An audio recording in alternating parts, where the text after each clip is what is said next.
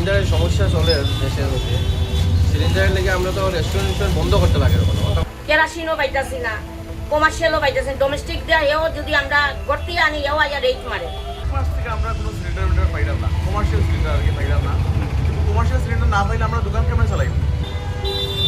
আমার তো কাস্টমার গড়িয়া যান, আমার দোকানদারে করতাম পারিয়ার না, কেরাসিন তো 100 টাকা 120 টাকা, তো কেরাসিন পাওয়া যায় না। এমন তো সরকার স্যারের কাছে আমি আবেদন জানাইতেছি গ্যাসের লাগে। বাণিজ্যিক গ্যাস অমিল, ঘরোয়া সিলিন্ডার ৩,৮০০। প্রশাসনের নাকের ডগায় এ কোন ম্যাজিক? গাড়ি নেই বনাম গ্যাস আছে, ধোঁয়াশা জিয়ে রেখে সাধারণ ব্যবসায়ীর পকেট কাটার ব্লু প্রিন্ট। একদিকে যোগান বন্ধ, অন্যদিকে জরিমানার খড়গ। ক্ষুদ্র ব্যবসায়ীদের পিঠ কি তবে দেওয়ালে ঠেকেছে? উন্নয়নের উৎসব বনাম জনজীবনের সংকট। শিলচরের গ্যাস বিপর্যয় নিয়ে কেন নীরব প্রশাসন?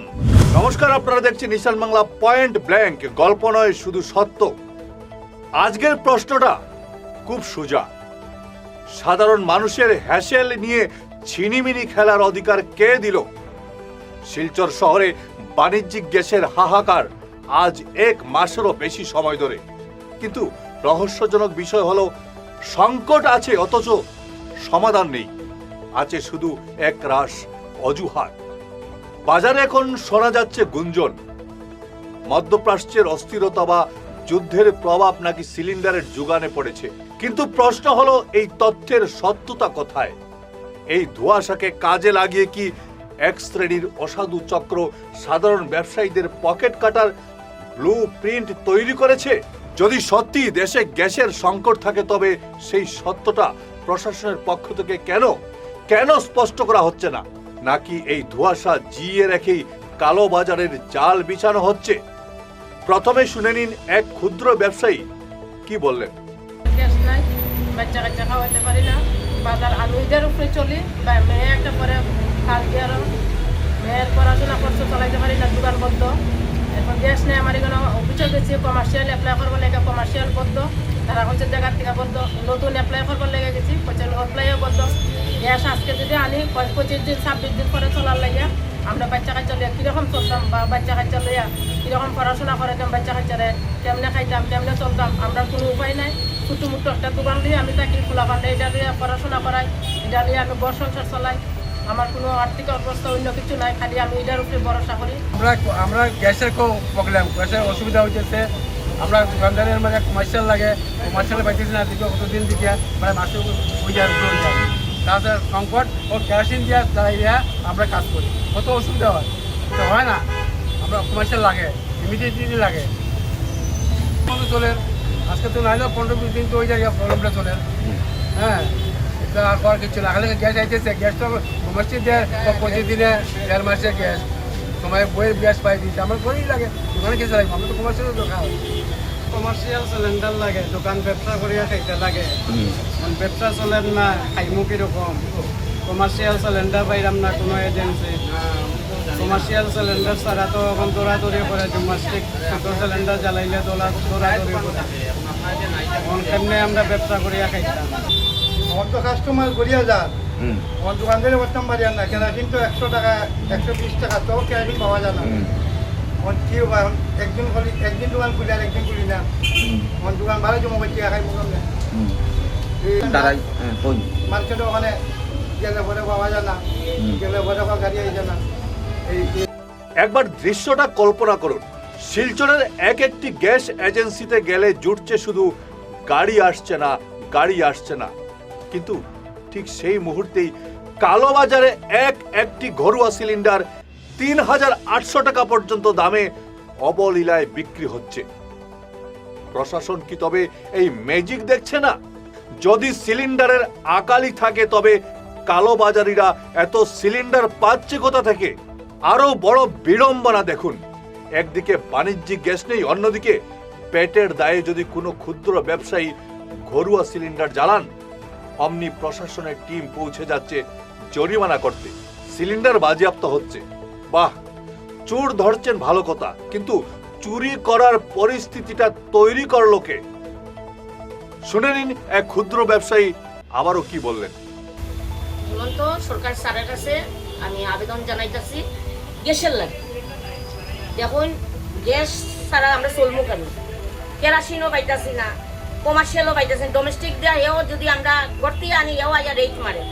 হ্যাঁ, রেট মারে, রেটে আমরা খাইমু কেমনে? কি কইরা খাইতাম আমরা? খাইতাম কেমনে? দেখুন আমার একদিন দোকান বন্ধ করলে আমার চাউল আইতো না, আমার তো চলতে লাগবো। যেহেতু একটু আসলো কমার্শিয়াল, আমার কমার্শিয়াল শেষ হয়েছে, ডোমেস্টিক আনছি, এও রেট মারে দিকা এদিনে আমার ব্যবসাই শেষ। সকাল 12টার থেকে আরম্ভ হয় রেট মারা, আমরা ব্যবসা কিতা কইরা খাইতাম। তখন সরকারে জানাইতেছি আমরা কিরম বাঁচতাম, আমার ইয়েটা লাগে। গ্যাস নেই, কেরোসিনের দামও লিটার প্রতি 100-150 টাকা, তাও আবার অমিল। নির্বাচনী মরশুমে যখন চারদিকে উন্নয়নের উৎসব চলছে, তখন শিলচরের এই প্রান্তিক ফাস্ট ফুড বিক্রেতা বা হোটেলের মালিকরা আজ দিশেহারা। তারা কি শুধু এই ধোঁয়াশা আর অজুহাতের বলি হবেন? শুনে নিন আরো এক ব্যবসায়ী কি বললেন আমাদের।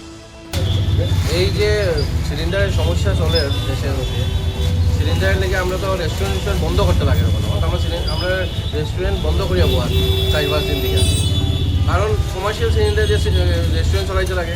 এখন কমার্শিয়াল সিলিন্ডার যদি আমরা দেয় না, অফিসে গেলে কয় কমার্শিয়াল সিলিন্ডার নাই, তো আমরা বাধ্য ইয়া ডোমেস্টিক সিলিন্ডার চলাইতে লাগবো।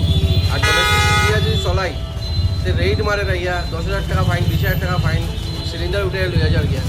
আমরা পেট চলাইতাম কেমনে? এখন রেস্টুরেন্ট বন্ধ করে ঘরেও বই থাকতাম। এটা লকডাউন চলেনি, লকডাউনের মতন হয়ে গেছে যে আমরা এখন ঘরও বোয়াত কারবার উরবার নাই, ব্যবসা বাণিজ্য বন্ধ করে বোয়াত থাকতে লাগে। সিলিন্ডারের এরকম সমস্যা কীরকম সমাধান হইব, এটা একটু তাড়াতাড়ি করা দরকার সমাধানটা। বিগত 1 মাস থেকে আমরা কোনো সিলিন্ডার পাইলাম না, কমার্শিয়াল সিলিন্ডার আর কি পাইলাম না। কিন্তু কমার্শিয়াল সিলিন্ডার না পাইলে আমরা দোকান কেমনে চালাইব? আজকে আমরার পরে বা আমরার উপরে আমরা স্টাফরা আছে, ফ্যামিলি আছে, দোকানে ভাড়া দিতে লাগবে, সব কিছুতে দিতে লাগবে। কিন্তু সিলিন্ডার যদি না পাই আমরা কেমনে করবো? এটা করলে তো আমরা পেটও বান দিতে লাগবে। তাছাড়া কোনো রাস্তাও নাই, ডোমেস্টিক সিলিন্ডার ইউজ করতে পারতাম না। আর ডোমেস্টিক সিলিন্ডার ইউজ করতে গেলেও এটা অনেক দাম। বাজারে যেগুলো রেট শুনলাম 2500-3000 হইয়া পর, এরকম করে তো চলতো না। এরকম হলে হয় সরকারে আমরা বলতে আমরা পেটও বান দিলে দাম সব ভুলে দিতাম, আর নাইলে তো আমরা প্রোভাইড করবো আস্তে আস্তে। ঠিক আছে, যার দুইটা দরকার তারই একটা দেব, কিন্তু প্রোভাইড তো করতে লাগে না। আজ পয়েন্ট ব্ল্যাঙ্ক থেকে আমরা সাফ জানিয়ে দিচ্ছি, মানুষের জীবন নিয়ে কোনো ধোঁয়াশা চলবে না।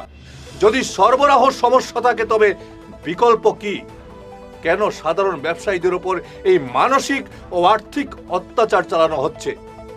এই অসহায় ব্যবসায়ীরা সরাসরি মুখ্যমন্ত্রীর হস্তক্ষেপ দাবি করেছেন। এই কৃত্রিম সংকটের নেপথ্যে কারা, তাদের খুঁজে বের করা কি যায় না? জবাব দিতে হবে দায়িত্বপ্রাপ্তদের। পয়েন্ট ব্ল্যাঙ্ক এই জবাব আদায় করেই ছাড়বে।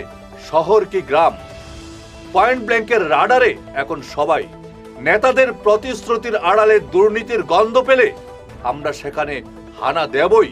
জনগণের রক্তচুষা দুর্নীতি আর নেতাদের মিথ্যে আশ্বাসের দিন শেষ করতে আমরা তৈরি। আমরা কোনো রক্তচক্ষুকে ভয় পাই না।